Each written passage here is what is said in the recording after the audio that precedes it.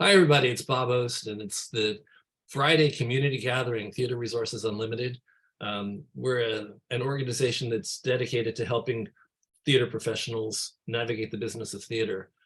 We focus a lot on producers, but we also do programs for actors, writers, directors, just about everybody who would probably have a better career if they knew more about the business. So that's what we're here to do. And we've been doing these community gatherings since April 17th, 2020. I think some of you have heard me say this once or twice before. We dealt with shutdown by opening up a Zoom room and having an opportunity for people to come in and meet each other and talk about things. And this is the, I think it's the 133rd or 134th consecutive or near consecutive week of conversations that I've been hosting. So we plan on doing this, even though we're going into live theater now and things are coming back live. I just had my third bout with COVID. So it's not over, guys. It's just not over, sorry. But theoretically, we are living a more normalized life now. We're going out more, we're in eating out, we're going to theater. So our conversations are changing a little bit. A lot of them have to do with, now that we're going back into live performance, how do we get our audiences to trust us enough to come in and support theater? A lot of things are closing. I think I read that 16 shows are going to be closing in the next month. So we haven't really solved the problems yet, although if you're Hugh Jackman and if you're the Music Man, you don't have as many problems, but that's not everybody. So we're going to talk today a little bit about, well, we've gone through a lot of changes in the past 2.5 years in terms of the union contracts, the union agreements, not contracts.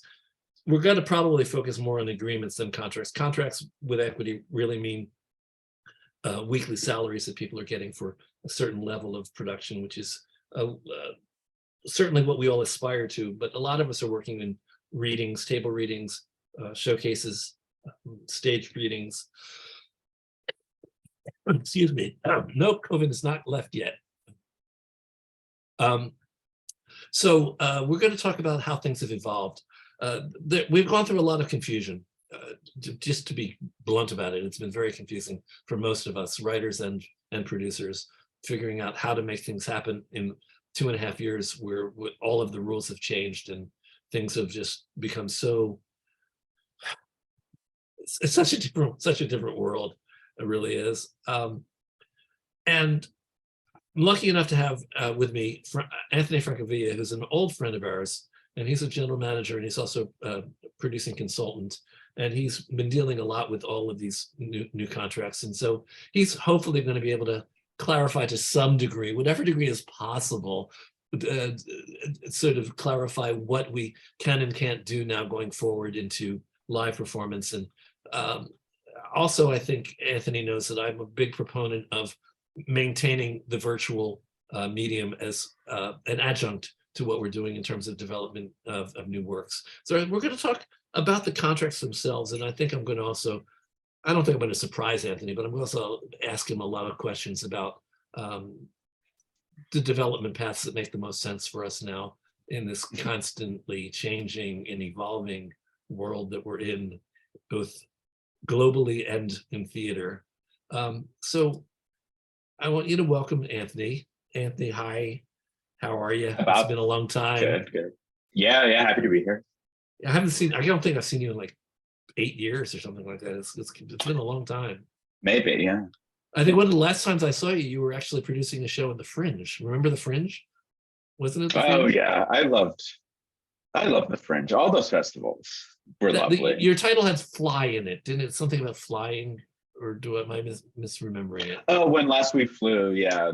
That was a lovely play that we did. Yeah, we wound up winning the GLAAD award for that, and yeah, I miss stuff like the Fringe Festival. It's Yeah, we're in a very different world, very different Yeah. world, and we're all kind of learning new ways of developing works. I mean, we used to develop. There are still festivals. You know, let it be said that there are, and we are going to talk a little bit about festival contracts and agreements. Contracts. I have to remember not to say the word contract. Equity is very clear about anything of those levels are not contracts; they're agreements or codes. So tell us a little bit about your background, where you come from, how you come to be doing what you're doing now, and tell us what you're doing now. Sure. So I have always worked in the theater. I went to undergrad upstate in Poughkeepsie and wound up interning on a couple of Broadway shows back then. I worked on the original Hairspray. When I got out of school, went to the Atlantic Theater for a few years, worked on Spring Awakening before it was on Broadway. Wound up going to grad school at the producing and management program at Columbia. And then after I got out, decided to start my own company that would focus on sort of small to medium-sized shows and venue management. So we general manage. This spring we'll have shows at the Soho Playhouse, at the Wild Project, and at Theater Row. We manage a venue, 64 East 4th Street. We're currently managing a large renovation there, but it'll be a beautiful 74-seat and 40-seat theater, fully renovated come the spring. And we also tell us more about that, because earlier we were talking about the fact that we're all hungry for new venues and for theaters. Like Theater 46 is one of the new spaces. It's a renovated version of the old St. Luke's Theater. St. Luke's, yeah. Yeah. So what is your new space? So it's not new, but it will be refreshed.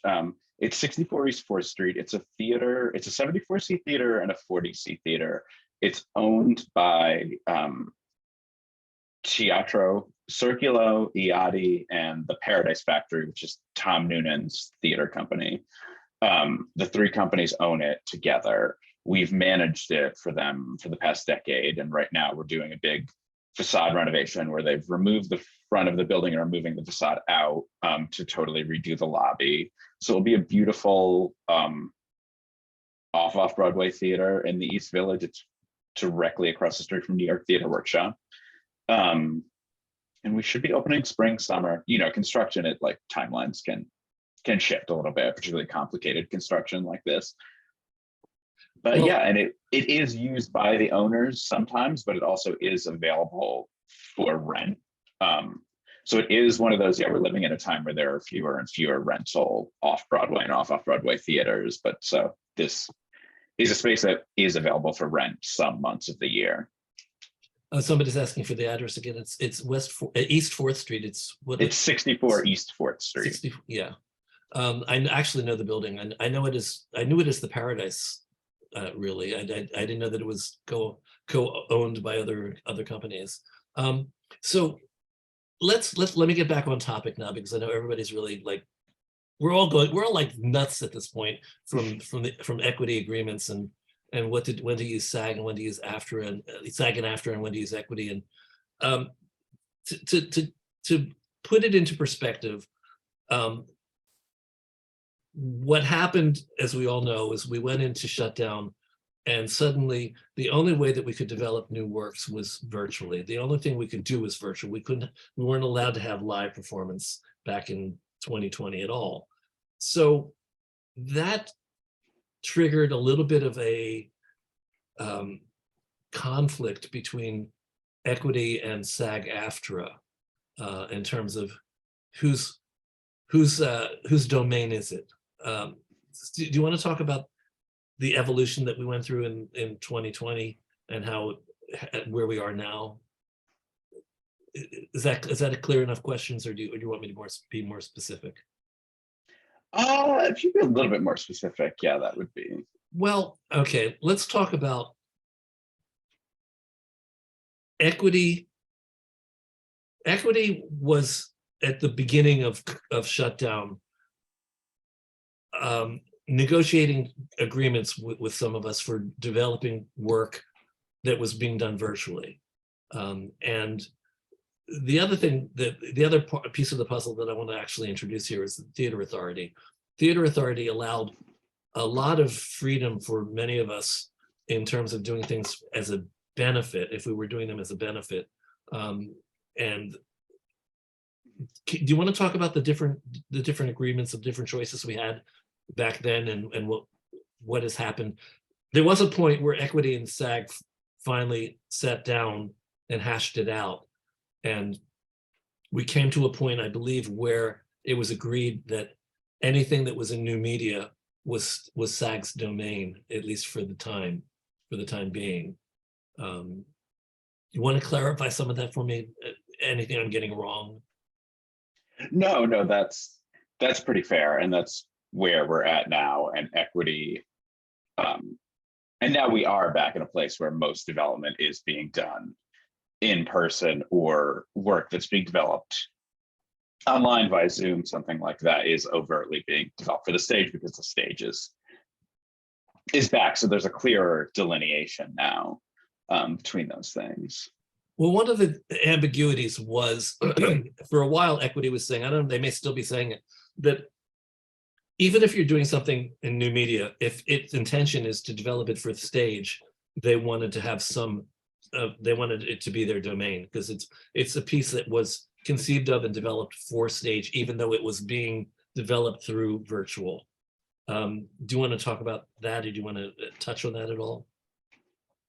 Yeah, I mean, to me, that doesn't really make sense, because often, like, you could say a play that is open has the hopes of being turned into a movie. But so we never argued no one ever argued in the reverse. Well, what was your experience? Did you have any problems? I personally went through issues because I couldn't quite be, I was being pulled by SAG on one side and Equity by the other side in terms of what we could do and what we couldn't do. Oh, excuse me. The Equity, the Theater Authority was my solution and my salvation, really, because for the first 2 years until I'm not sure how long ago, it's almost till the end of this year. The Theater Authority has been allowing people to do virtual productions of their work as a benefit, and it was they had an agreement that was a very simple agreement, and it would allow you to do 3 performances of a benefit and allowed you to stream it for 4 days, and all those specific things. What agreements have you been using in the past couple of years? So the first thing we did after COVID, we had a peak COVID, a show that closed that was at Soho Rep, or Soho Playhouse rather, which was called Happy Birthday, Doug. And that Equity was just nothing was set up yet. Equity, it was hard to get answers from people. Everything shut down at once. That was on the periodic performance agreement, which is basically a version of the off-Broadway. And that we just let the clock run out on the Equity timeline. Like, they had 19 weeks. It was 19 weeks after the show closed that the Equity had jurisdiction over any film or streaming presentation of it. That we just let the time run out because of what the situation was. And yeah, that's just how things were way back at peak COVID, when none of these things were really very certain. So periodic performance is a live performance, but can you explain a little bit more about that? I mean, the only place that I knew that was using it regularly was actually the Theater at St. Luke's and Actors Temple. So you're saying that you were using periodic performance at the Soho Playhouse? Yeah, we're using it at Soho Playhouse. We're a big advocate of it because we often find, just so you step back a second, it's a contract that pays a salary per performance to actors, along with health payments. You can do between 1 and 4 performances a week. We find that for a lot of smaller shows, instead of doing an 8 performance run, you could do a 4 performance run, and the ticket buyers will cluster into the 4 performances that are offered, and you'll have lower expenses. You can run the show longer. So it's an agreement that allows you to do between 1 and 4 performances a week. So and ideally, you could. Catherine Waller, who's in the room, she's in the process of negotiating a possible periodic performance agreement, where she's going to be sharing the space with another show produced by Cooper Jordan. So the periodic performance is interesting. It's always been available for us, and it often is a financially much more feasible way of going than trying to rent a venue for a week at a time and have 7 or 8 performances, as you mentioned. So let's step back from that. Let's talk about table reads first. What are the agreements for table reads, and what do people need to know about a table read? I'm going to get to questions after we just cover some of the basics. So we'll go from table reads, table reads, then we'll go to stage readings, and then we'll go into showcase.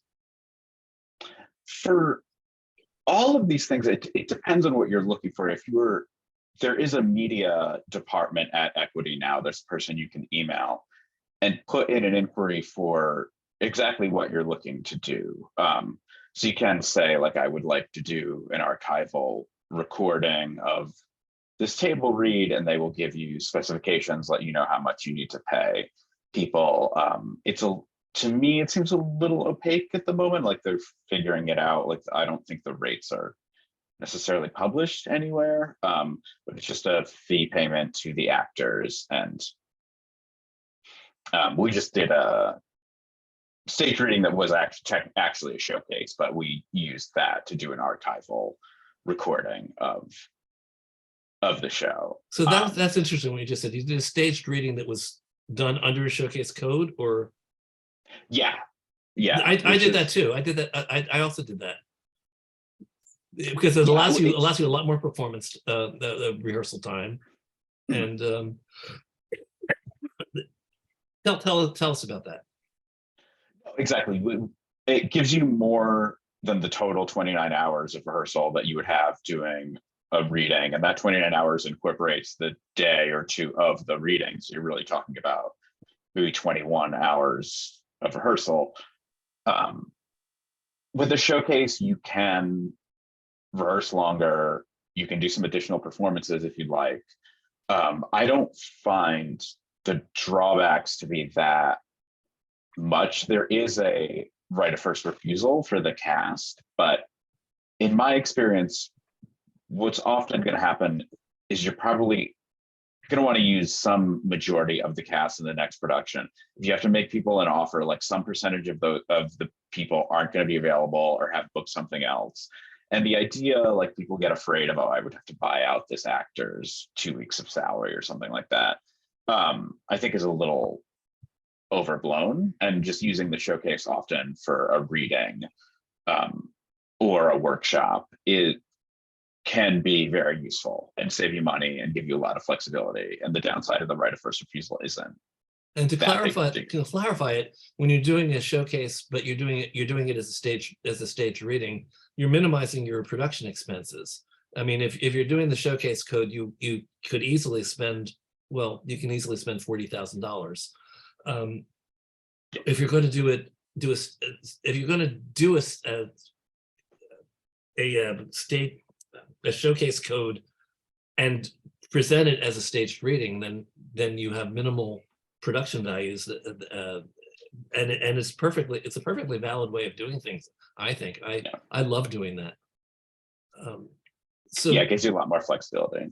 Did you have your actors holding scripts, or were they off script? No, they were holding scripts. So it wasn't off book. It was very similar to a reading, but it was just the extra hours of rehearsal, being able to incorporate some props, that kind of stuff, just gave it. Yeah.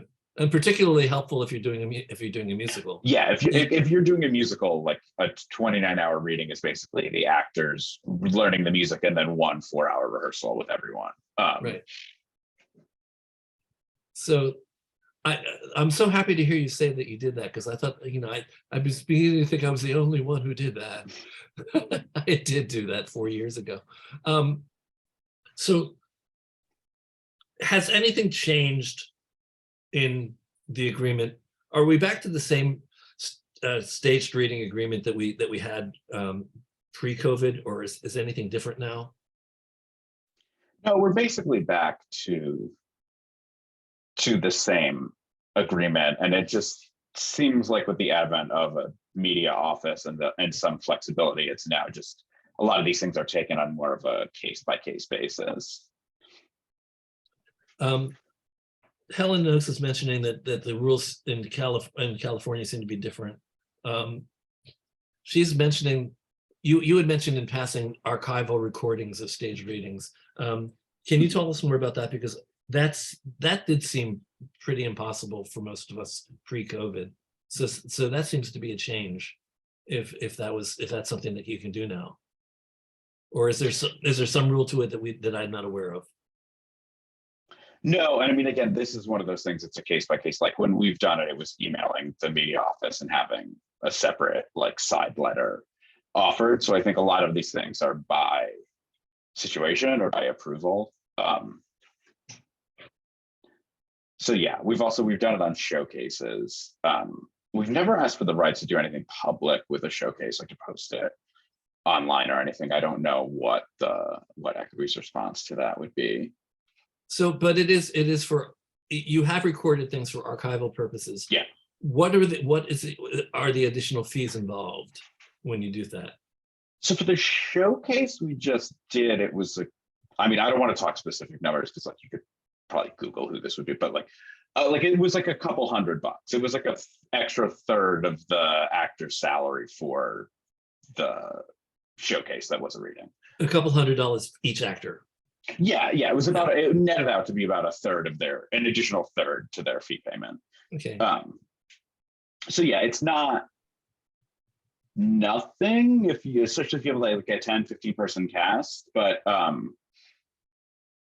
it is doable, and there's a pension and health payment that's due on top of that. Like I think pension's always 8%. I don't know what the percentage of the health payment is offhand. I thought for some reason I remember them being the same, 8% and 8% for some reason. Maybe I'm wrong. Oh, I don't know. I'm used to like off Broadway and like on those contracts, it's usually just a set fee every week. So I don't know what it breaks out to on this, but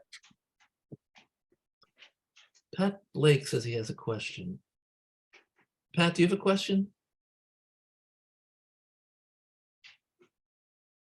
Pat, are you there?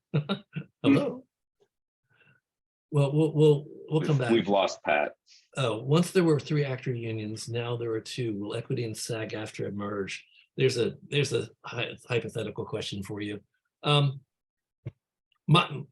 taking a very bold view of this. I mean, I basically feel that Equity and SAG and AFTRA were embattled, and it was not fun for any of us. And you seem unwilling to go that far as to say that, but yes, SAG and AFTRA finally merged, and the idea of whether Equity is going to merge with SAG-AFTRA seems remote to me. I don't think that's likely. Do you have any thoughts about that? I mean, I don't. So there's two. I think there's 2 sides to it. So one is I could see it from the sense that SAG-AFTRA is a bigger union, like the administrative things they would bring to the table are probably larger than what Equity could do. Equity's at the moment, it seems unfortunately very understaffed. Like we've had shows where Equity has released contracts 2 weeks after rehearsals begin, and you just have to tell agents that we're sorry, just Equity is really backed up and this is just how it is. Like I could see a merger relieving that sort of a burden, but it is very different. It's a very different workplace, but a lot of unions, at the same time, a lot of unions will represent different sort of workforces, but working on a play or a musical is very different than working on a Netflix show. So for that, I don't know. It would be a matter of like, can they preserve that aspect of the offices, but then bring to bear the benefits of a larger union with larger systems and bigger negotiating power for health insurance and all those nitty gritty things. That's what I think SAG-AFTRA could probably bring to the table. So, well, it's interesting. I felt caught in the middle of the two unions. Ultimately, what I learned from SAG was that SAG it's their domain if it's a new media. If it's a film medium, SAG is the contract to use. And SAG has a great contract that we're able to use. It's the micro budget is really a terrific and affordable contract for most of us. Let's go back to basics. Anthony, start with the idea that people in this room do not know the details of the equity agreements, and let's go back to table read. What are the basic rules of table reads for people? I mean, basically, no real. It is what it sounds like. It is a reading. You cannot advertise to the public in any way or publicize it. It's strictly getting people together around a table to do. Oh, did I say table read? I meant stage reading. I meant stage reading. Okay. Sorry. Yeah, so stage reading, it's an equity agreement, 29 hours. It's 29 hours of rehearsal and performance time all together. And historically, just so everybody knows, that used to be a different amount of rehearsal for play versus musical, and they basically made it the same 29 hours, whether it's a play or a musical, I think 2.5, 3 years ago. The other things that changed that were very helpful were we'll talk about that with Showcase. The table reads, I'm not sorry, I keep saying that, stage reads, no props, no costumes. Actors have to hold their script. They can't, you cannot require them to memorize anything. Anything else that's different now, or it's all pretty much the same? I need to know this because I'm producing stage readings. No, I mean, from that end, it's the same. No publicizing it, really. Like, they do take umbrage to that. Like, if you send invited audience, quote unquote invited audience. Yeah, it's an invited audience only.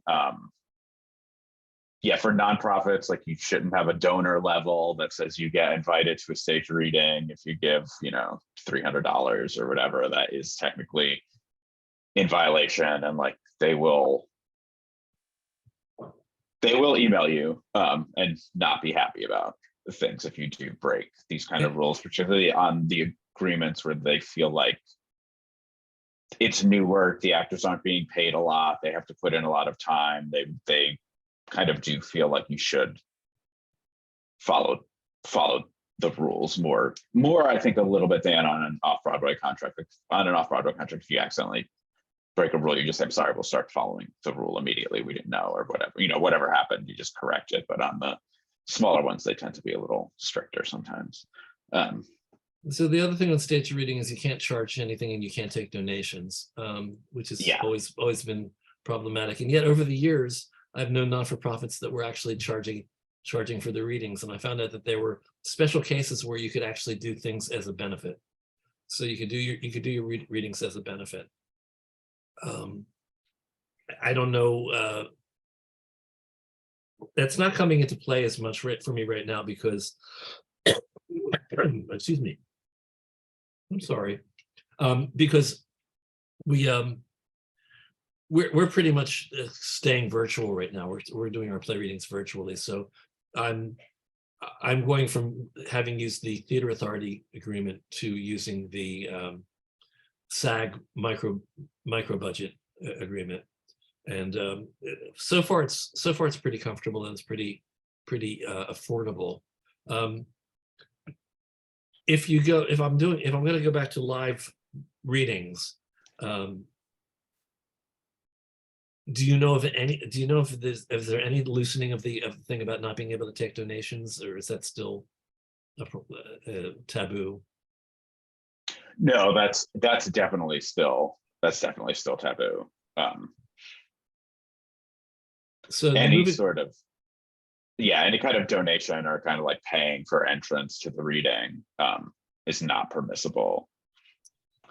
And it was also just, promote, like they are not fond of you promoting the reading, like sending out press releases and things like that you would need to drum up attendance to get people to come and pay. So it doesn't, yeah, it's not a thing that really works in that way unless you can get away doing a benefit. Like you guys are a nonprofit. Like yeah. we work with some nonprofits, but also commercial companies where like that's not an option. Like you if you can use the benefit code, the question is how often would they let you use it? Like they're not going to let you have a benefit every Friday night. Oh, the other specific that we're not mentioning is that the actors are only required to be reimbursed for travel expenses. Yeah, But nobody really does that. Everybody gives them more than that. At least everybody that I know does. yeah, yeah. Um, No one really does that. One of the things that was a useful thing to do is you can actually get a Metro card. You can give people a unlimited Metro card for their rehearsal period. But then again, we're talking about 3 rehearsals. The 29 hours of rehearsals probably comes down to maybe 3 or 4 rehearsals and then the performance. So,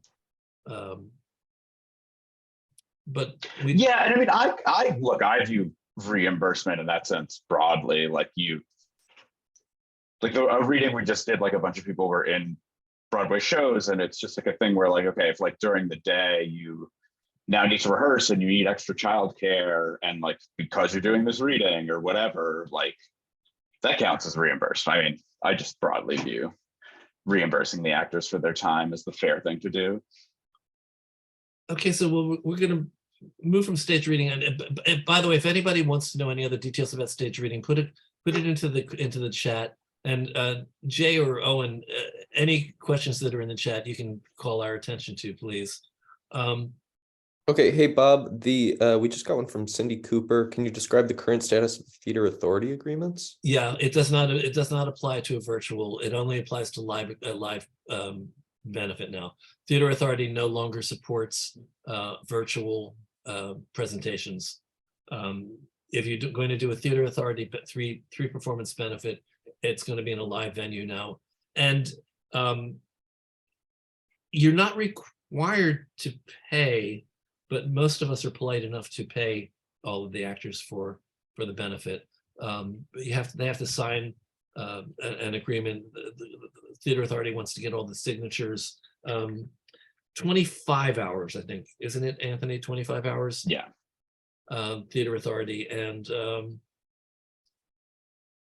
obviously nothing can be taped. I should say obviously, because apparently you know some tricks that I don't know about being able to actually record things. But we'll move on. We're going to move on to Showcase. We did stage reading. Let's talk about Showcase, and let's talk about the festivals. Let's talk about the state of the festival right now, because you started off with that. We missed the festivals. There aren't that many around now. But can you talk about what it costs to do a Showcase and how that was affected, how it contrasts with doing a Showcase contract in a festival? It's the same agreement pretty much, but there are big differences in terms of expense and profit. Sure. I mean, it can be much more expensive to do a Showcase on your own. Like you easily could spend $40,000 to $50,000 plus, depending on what the theater is, what the set is. But often, like 4 weeks of theater row, so 3 weeks of performances and a week of load in and tech is going to cost you $20,000 to $25,000 alone, and then you need insurance, and you're going to need somebody like me to pay the bills and do all that kind of stuff, and then you get to paying for the set and costumes and a truck for load in and labor and all that stuff. So yeah, you can spend a lot of money. We have some people who will do co-productions with the various theaters that are around that are open to other productions, basically where rent is free. And they provide the production, and then there's a box office split that's negotiated. That's one way to do it. If you can find a theater that wants your show to be there and has an opening for when it works for you, that is one of the affordable ways to still be able to do a showcase on your own. So let's go back to the nitty gritty of the showcase code. What are the basic rules of the showcase code? So it's at the end of the day, 16 performances in a theater at 99 seats or less. So pretty small. You can do it in a theater that's larger than 99 seats. You just cannot sell more than 99 seats. I've had that conversation with Equity. They've said no. I've actually had that conversation. Unless you can. I haven't had that conversation in years, and they did at the time, but like now okay, it may have changed now. Like everything's always changing, but they literally told me we had to remove the seats. We had to remove them from the theater, physically unbolt them and take them out. Yeah. So nine. Well, let's just for all intents and purposes just say a 99 seat theater. 99 seats or less. Yeah. And it doesn't have to be a theater, it can be like an experiential space, like a storefront or whatever. It does have to be approved by Equity, but like you could do a site-specific kind of thing. And you can also work non-union, which is we'll get to that. Yeah, too. No more than 4 weeks of rehearsal. Everyone is paid a reimbursement of expenses similar to the staged reading agreement. So it's not a fee payment, it's not a salary. It's also generally not viewed as a reimbursement of expenses. It's more viewed as an actual fee payment for the actor's time. Yeah, you can use equity and non-equity actors, which can come in handy sometimes. And you can charge a ticket price. You can charge a ticket price. Other than that, it is a full-on production. Like you can market it. You can send out press releases, you can charge for tickets, you can do talkbacks after, there's a full set, everyone is off book. It is a production. It's the most economical way to do a full production with equity actors. Trying to think. So a couple things that changed pre-COVID. What is the maximum budget that Equity says you can have? Is it now 39,000 or something like that? I might be but wrong, it doesn't. But it doesn't include venue, and it doesn't include actor stipends. They still don't want those to be called salaries. Yeah, well, if you use the word salary, then payroll is implied, and that's a more complicated thing. Yeah, I just think it's a thing where neither side wants to use the word we don't want to do that. Salary or payroll. Yeah, like the productions get much more complicated. A showcase, you guys all like with the help of like folks like TRU and stuff like that, like you probably can manage a showcase on your own, but a production where like there's payroll involved and benefit payments and like that kind of stuff, you kind of generally would need someone like me. The other things about the showcase code, I'm trying to remember. I know that there used to be a cap on what you could charge for tickets, and that was pre-COVID. And even before COVID, that changed. They took off the cap. You can charge anything you want for admission. The trick there is to find out what the audience will pay. You can't just slap an amount on there. A lot of people basically put a high ticket price and then extensively discount things, discount the tickets so that it looks like people are getting a bargain. So that's also another thing. And yeah, I mean there are a lot of websites that will post your show if you're offering a discount. The way to hedge, the way we generally tell people to hedge their bets like that is, particularly if you're using an SDC director, like a union director, the ticket price is tied into how their fee is calculated. So you don't want to put up for a showcase some kind of vanity fee of like, oh, it's $70 or $75 or something, because you will just wind up owing the director thousands of dollars extra. So I never advocate for more than like a $45 ticket for a showcase, and then you comfortably could take 50% off and still get, $22.50 for a ticket. Because that's what some of the discount websites will look for, that like 30, 40, 50% off. Whether that's sort of all for naught and just confusing for the consumer is like a whole other conversation, but I get that people want the free reach from being posted on these websites. So I'll be honest with you, Anthony. I actually thought that things had changed in the past month or two, and that there were some new agreements in place. And I was concerned because I'm still working on old information, I thought, but it sounds like it's the same. We're back to what it was. Is that true? Why? What were you? What do you like in? I thought that there was, in addition to the venue not being included in the maximum. Well, first of all, I assumed that they changed the maximum amount that they allow you to spend on a showcase. Equity doesn't like you to spend $100,000 on a showcase unless 50,000 of that is going to the actors. So I thought that there was a different cap on your spending, not including stipends to the actors and the venue. I also thought that, I feel like in passing, I heard that there was something else that changed, another expense that didn't necessarily get included in the maximum that equity requires that you stay to. So is any of it different, or are we just back to the old showcase? Let me see. It is always changing. Yeah, I mean,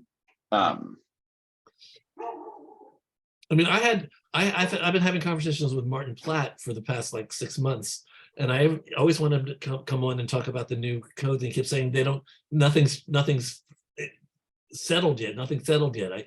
He didn't. None of us could figure out exactly what we were doing. And yeah, now I just looked up the most recent one we have, and yeah, its budget can't exceed 35,000 exclusive of stipends. So which means the stipends don't count towards that. And So also we didn't cover, no one can receive more money than favored nations. It's favored nations. No one working on the show overall at all can make more than the actors. So do you know the SAG micro budget at all? Do you know the terms of that? Yeah, we haven't done anything on it, but I've looked at it. So you've been doing stuff pretty regularly. I'm doing it for a now. while I'm working on the micro budget now, under the micro budget now. I can't remember what the maximum amount of your budget can be. It's like it's a lot of money. I mean, for us, $20,000. Is it 20,000? The budget for the micro? Okay, so the micro budget can be for one or multiple episodes of something that you're doing as a film, and 20. Well, I'm definitely under 20,000, but I thought it was more than that. I thought there was something that triggered more, but maybe not. So for everybody in the room, if you want to do a filmed presentation of some sort, you can use the micro budget as long as you're not spending more than $20,000. And you can spend $20,000 just on your tech person, though. So, are you sure, Larry? I'll check my notes, but I'm pretty sure. Let me check. Yeah, I just took a look. It's $20,000. Yeah, there was a SAG Zoom recently where they talked about this, and they did say that. But I'll see if I can find something in writing and post it. Oh, okay. So the micro budget is perfect for us. I mean, we're trying not to spend a lot of money on our benefit, and we're basically planning on doing what we've done the past 2 years with our TRU Speak benefits. We're going to have teams of writer, director, technologist, and playwright, and we're going to ask them to be creative. Take your 10-minute play and find an interesting way of doing it. And we're also using it for our True Voices reading series. So we're basically going to be recording the 2 play readings that you're going to be seeing in February, and they actually only say that whatever you pay any actor, they want you to pay. They essentially, they don't say it's a favored nations, but they essentially say if you pay somebody, everybody needs to be paid the same amount. So it is favored nations. Yeah. So they just don't call it that. And Hey, Bob. Tamara wanted to know, is there any standard stipend per week for AEA actors for either the stage reading or the showcase? I know what I pay. What do you pay, Anthony? Um, And it's not. It wouldn't be a weekly. It would. You wouldn't. Basically, the way stipends are generally paid to the actors, it's a third upon signing, a third on opening, and a third on closing. yeah, I mean, I don't know, for a reading, $400, and for a showcase, try like 1,000, 1,500. I mean, a showcase is a lot of work. And I know it's meant to be low budget and people, yeah. But yeah, we try to pay at least that, if not more. And for those of you who are in the same financial situation I tend to be in, you can actually, what I've tended to do is $400 to $500 per actor for a showcase. And what we pay, Anthony, don't yell at me, but we pay like 100 to 150 per actor for a reading. Okay, yeah. Basically, there is no required amount. So you negotiate whatever you negotiate. The point is you talk to your actors and you let them know what your situation is. My rule of thumb is whatever you pay someone should be proportionate to the total budget that you have. I mean, you can't have a $10,000 budget and then pay an actor $1,000. It's just it's disproportionate. Let's see. Are there any restrictions for a non-equity modified? Oh, Ken, you said the magic words. You said non-equity, so there are no restrictions of any kind once you're dealing in non-equity. You can create your own rules. Always look at the equity agreements because they all tend to be relatively fair. So you don't want to make non-equity actors feel unappreciated. You want them to feel appreciated. They will work willingly for maybe a little less than you would pay in an equity situation. But again, Yeah, I mean, we've worked on non-equity plays for a while. We general managed for the Moralists for several years. They were non-equity. We ran the Broadway Dance Lab New York for several years, Josh Prince's choreography lab. Both were non-equity because dancers aren't in equity, but same thing. We paid people kind of the equivalent rates and we were adamant about following the exact same work rules. Like there was no like skirting around, like which it breaks when equity would say you would take a break. All those sort of rules that are in the rule book, we upheld, even though the performers weren't equity. Yeah, most of the equity rules are just common sense rules. Yeah. There's a couple that maybe are difficult to work with, but for the most part, always look at the equity agreements. So Tamara, is that a good enough and vague enough answer to your question? It's just basically like anything else in life, or in any business, it's all what you negotiate. Know what you can afford, and negotiate something that is affordable for you. Thank you. I get a yes from Tamara. Yeah. Restrictions. What will we do with the recording of the True Reading series? Well, I have to double check that. I think that the micro budget agreement allows us to stream what we film for a little while, but I don't know what that little while is. On the Theater Authority, it was a maximum of 4 days, and you had to remove it from circulation and availability after 4 days. I think the micro budget is a little bit more flexible. It also is assuming that you're going to take your thing that your work that you're filming and submitted to film festivals and things like that. So there is a lot more availability of circulating the work on the micro budget than there would be on the equity staged reading agreement.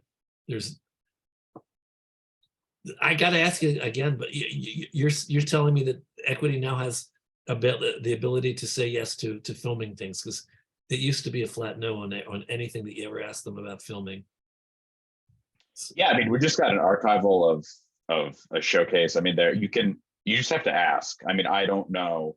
It does seem like it's case by case, but also that they're pretty open to it. I don't think they would let you do a reading that is posted on YouTube or anything like that, even for several days. But I think if you wanted an archival recording that the creative team could see, or maybe a potential co-producer down the line could see, but that wasn't in any way like promoted publicly, you just ask. You do the private setting on YouTube. Yes, basically you load it into YouTube as a private film, and then it can only be seen by people who you share the link with. Yeah, and I think that's or if you do Vimeo, you can also set a password to it. On that one, I don't know if you can do that on YouTube, but possibly. But the private mode on YouTube is just the same, because nobody who's going through YouTube is ever going to see your video. They're not going to know it's there even. If doing a play where the playwright is not in the room with the staged reading, do they also receive a royalty payment? Again, it's all negotiation. I'm a playwright. We often don't get paid. What is your policy? Do you give the playwright you don't really have a royalty if you're talking about a staged reading or even a showcase. There might be a stipend paid. Anybody else want to answer that? Oh, we lost your sound, Anthony.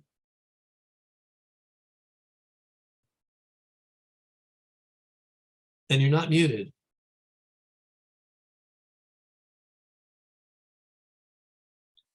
Ken Berry asks, let me go back to this. Royalty, Tamara and Christopher, it's always nice to give a playwright something if you can, but it's not required. It's not always expected until you're optioning for a commercial production. When you get into the off-Broadway world and then the Broadway world or regionals, full production, you negotiate a royalty with the playwright at that point. Are you back yet? Oh, no. Oh, wait, I heard you.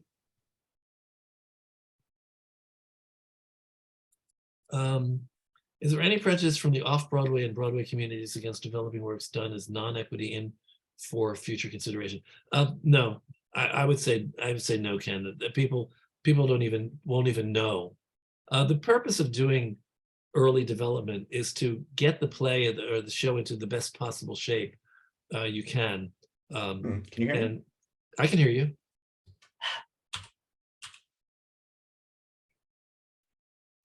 Did your headphones die? No, they were still on. Can you hear me now? Yeah. Excellent. I'm back. No, they were still on. I don't know what happened. I apologize, everyone. I thought you were doing a Marcel Marceau imitation. Stuck in a box. Please let him answer the question about paying playwrights. Okay. She wants to know whether, if doing a play where the playwright is not in the room with the staged reading, do they also receive a royalty payment? I mean, that's sort of an individual conversation. Like if you're developing a play for the stage, like if you're doing a reading in hopes of getting a showcase on the road, like probably not, or that should be part of like an overall agreement that you have with the playwright, that you're developing the show towards having a showcase, and they maybe get a tiny bit of money up front and then more money as time goes on. If it's a play that's licensed, I don't know. You'd have to check with the licensing house. I would think yes, that a fee payment would be due to them if you're doing a reading. but yeah, otherwise, if you're developing a play, it should just be part of the agreement that you have with the playwright, some idea of what rights you have to further develop the play and what money you're going to provide them with. And it doesn't necessarily have to be that every time you do a reading or a workshop, that money exchanges hands. It could be money exchange hands at the beginning, or there's just an agreement that says, I'm going to give you $1, and then we're going to try to develop your show for a year to try to get a showcase off the ground. So yeah, like the how much should you pay the actors? It depends. Is the I mean, as a playwright, I would like to get paid all the time for what I do. But the truth of the matter is, when a producer is doing a stage reading or a showcase or anything, it's developmental, and it's basically you're always going to be attached to your play. So what you're benefiting from is the development of your play and the marketing possibilities that you're being handed, because you've had this production and you've had this showcase and you've had that showcase, whatever. Your property is increasing in value the more it's developed, in theory. Yes, it would be nice to get paid. Well, we'd all like to get paid. But again, I don't think it's required. I don't think the Dramatists Guild even requires it until you're being optioned for a commercial production. So I wasn't really talking today about the commercial productions. I was really thinking in terms of development, staged readings, showcases, and table reads, which we don't have. By the way, if anybody doesn't know, Anthony was starting to say nobody gets involved in a table read. No union gets involved in a table read. It's true. And basically, that's an informal opportunity for you to sit around a table, literally a table, with actors and a director maybe, and maybe a couple of friends who were smart and insightful, and you read your play. They used to call them pizza reads, because a lot of times the only thing people got was pizza. But yeah, ideally it would be nice if the writer always got something. I do know that. And when we did TRU Speak, our benefit last year, we gave favored nations payments to every writer, actor, director, technologist, and producer. Everybody got the same payment. So the writers did get paid last year on our benefit. Let me see what else is going on in here.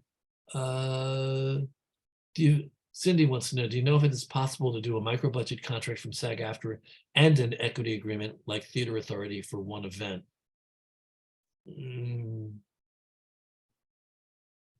My guess would be no. I think you can do consecutive events, but the same event, no, would have to be, you'd have to decide what contract you want to be doing that on. And then yeah, if it was different events you can do anything. Say one thing is an online medium, another one you're using the stage reading, you're using this other agreement, but it is the same project. It would be doubtful that you could. Yeah, it brings up an interesting point though, because I think with the staged reading, you can't do another staged reading for 6 months, if I'm not mistaken. Do I have that right? However, you can do a staged reading, and I'm not sure whether you're forbidden from doing a micro budget agreement after that. I think you probably can. You can film it for $20,000. I'm still like, I got to say that the micro budget for $20,000 is like, that's tight. That's tight. That's really tight. For us, it's not tight because we're just doing a filming of essentially a staged reading. But if you're going to film a showcase, $20,000 isn't a whole lot. No, it's one of those things. Yeah, if on your team someone has the skill set, the money could probably go pretty far. But yeah. Otherwise, not many, but 5 years ago or so, we had a production that was filmed for like Broadway on Demand, and that like that they just spent a fortune. You easily can spend a lot of money filming these things, particularly if you want multiple cameras and then a solid edit. And Yeah, that's the thing to bear in mind, everyone. It's when you're filming, uh, you're working with different skills than you are if you're doing something for stage. You need to have a director of photography, probably somebody who can really set up the camera shots and the angles. And Anthony's right. If you're going to film something, you probably don't want to do a one camera filming. You don't have to do 14 cameras either, which is where we're talking to Stuart Lane and Bonnie Conley about a couple of weeks ago when we're talking about Broadway HD captures. I guess one last question from Scott Winfield is, can potential producers or backers be invited to a table read? Yes, but it's probably not a good idea. What would you say? To a table read, I mean,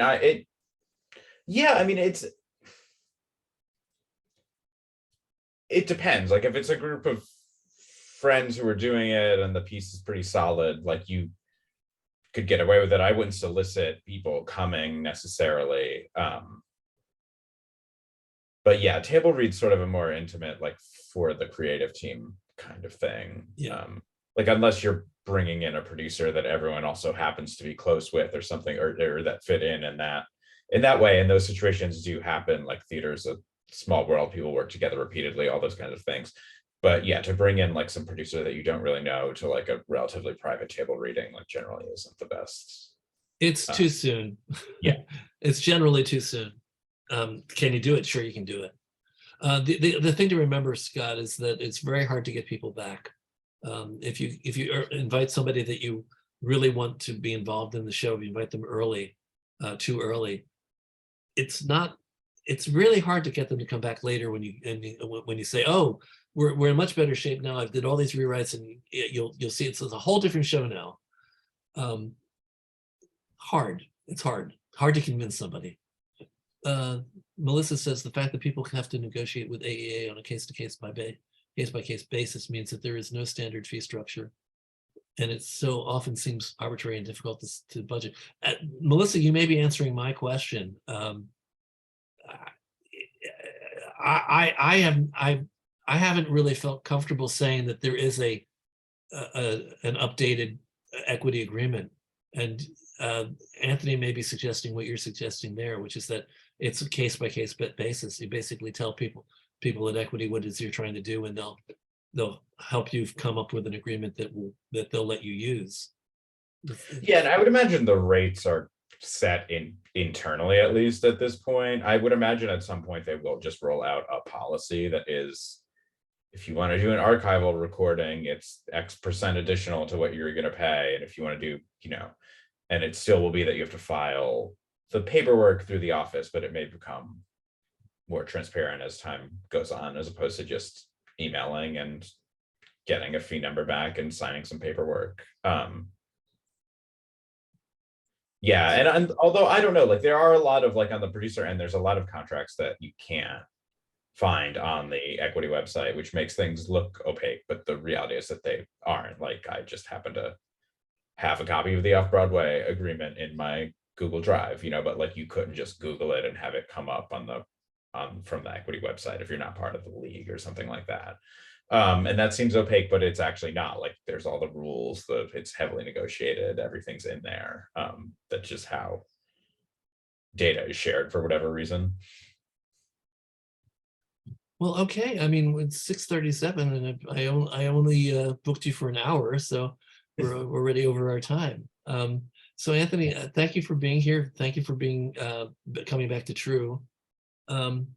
Oh, Judith says it also depends on who you talk to at AEA. Well, I was hoping to have some answers today. I thought maybe there'd be, like, things would be settled and we know what we're doing, but apparently it does. The basic agreements are the same as they were. This is what I'm getting. The basic agreements are the same as what they were pre-COVID. They're back to what they were. It doesn't sound like the $35,000 max has changed. And we still are basically able to spend money beyond the $35,000 max. We can spend money on stipends for the actors and the venue itself. So like I always say, we now are able to lose even more money than we could before on a showcase. So, but thank goodness the showcases are there. We need opportunities to develop our work. We really do. I guess the answer that you're giving us is that people need to call up Equity and talk to somebody there and say, this is what I want to do. What is the agreement I need to use? And always Yeah, include the question, can I record it for archival purposes? Yeah, there is a media department and person, and everything kind of refers to that for, particularly on the smaller agreements where there aren't many media rights in the first place, then you can go through there. If you're doing off-Broadway or some kind of contract, the old media rules still apply. You can do that stuff without, there's some stuff you can do without asking approval. Cindy wants to know, do you know the name of the media person? Oh, I don't offhand. I don't. I guess you could just ask for it by department. Yeah. So I'm gonna say goodnight, everybody. Although as you all know, that you can stay a little longer, and we can put you into breakout rooms and you can meet each other and talk. But I'm going to go out in the speaker view again, Anthony, and I'm going to thank you for being here with us today. And I'm going to thank our viewing audiences, the YouTube audience and our podcast audiences for being with us. If you'd like to be in the room and be part of the conversation, then please send me an email at trunltd@aol.com. That's trunltd@aol.com. And we'll put you on our Zoom list and we'll invite you every week. Next week, we have an interesting group of people coming to talk about global partnering.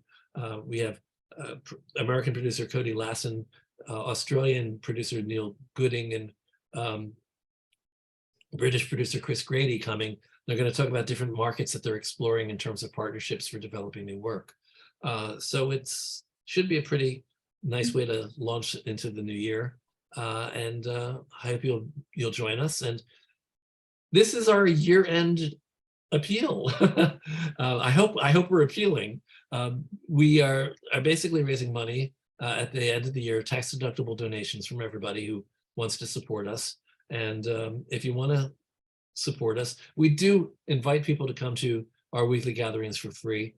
It's pay what you can. Free often winds up being what people can, but if you can pay something more, we appreciate that. And an end of year donation to TRU would be really, really appreciated. And our quickie URL for that is TRUDonate, trudonate.com. It's trudonate.com. And thank you all.